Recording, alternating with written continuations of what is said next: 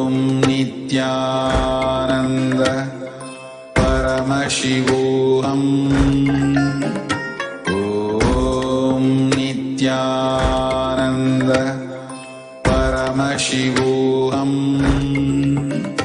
Om Nithyananda Paramashivoham. Om Nithyananda Paramashivoham.